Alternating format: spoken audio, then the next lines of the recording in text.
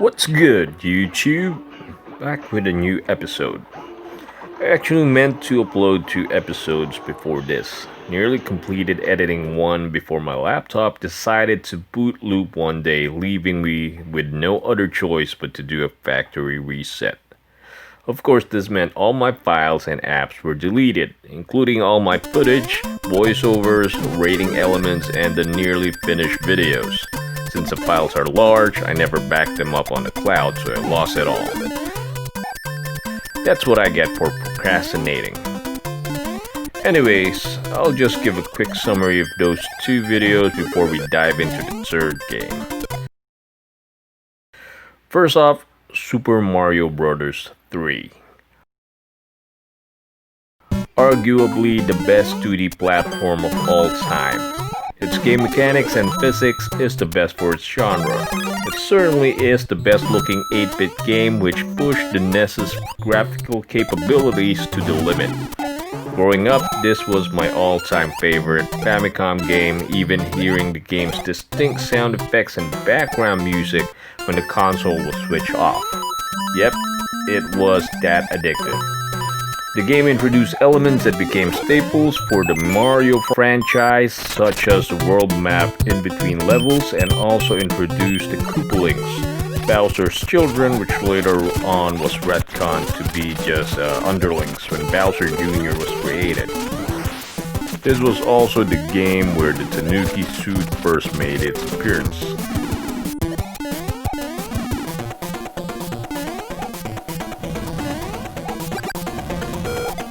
You won't find any criticisms of this game because there is none.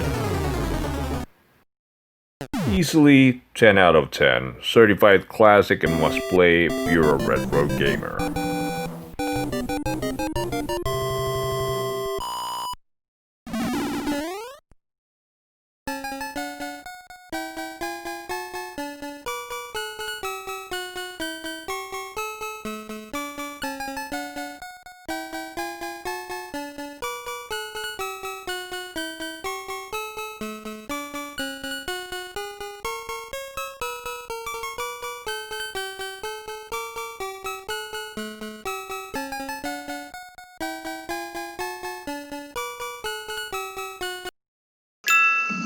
Up next, The Legend of Zelda, the Minish Cap.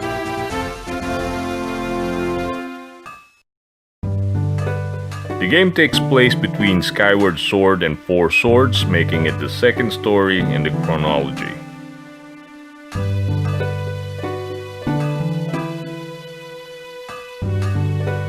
This is the first 2D Zelda game I played, and boy, it did not disappoint.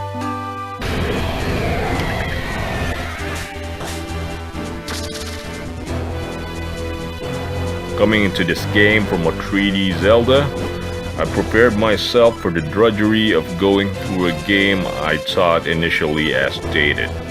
But man, I was wrong. This game, which I found out later to be the best GBA game of all time, was marvelous and so fun that I ended up playing through it twice. Well, mainly because my first save file got corrupted, so I had to start from scratch. I never thought I would enjoy a 2D Zelda game as much as I did because the highest ranked games in the series were all the 3D ones except for The Link to the Past. What sets this apart from other Zelda games was the ability for Link to shrink down into Minish size, which is around the size of a peanut. This game mechanic gave players 2 perspectives to play from and created fresh puzzles in the Zelda series.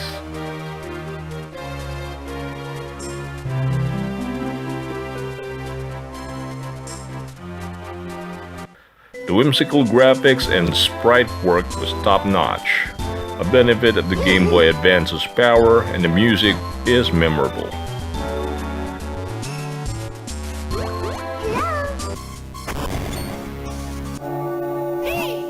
The only criticism I found for this game was that it was too short, which never bothered me at all.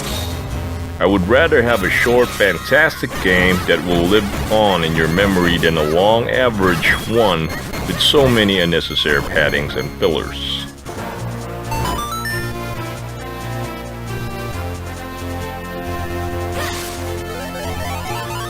If you're looking for the very best game for the Game Boy Advance, look no further. 9 out of 10. Okay, now let's go back in time to 1982 before Mario became the face of Nintendo. Donkey Kong Jr. was released as a sequel to the insanely popular Donkey Kong arcade game. The roles were reversed this time around. Mario is now the villain, and Donkey Kong Jr. is trying to rescue his father by working his way through a series of 4 stages. Anyways, this game is simple and short, so let me just show it to you.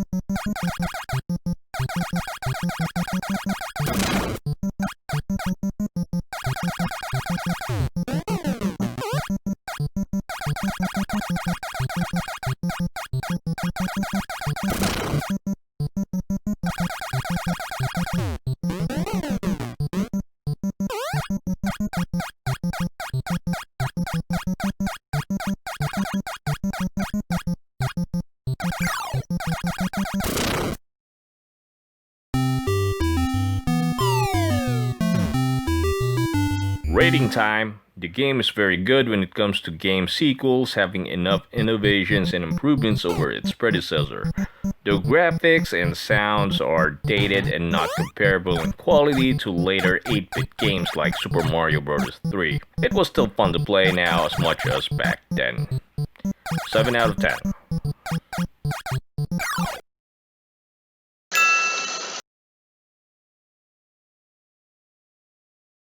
On the next episode, we'll dip our toes in the third pillar of Nintendo's trinity of original IPs, Metroid.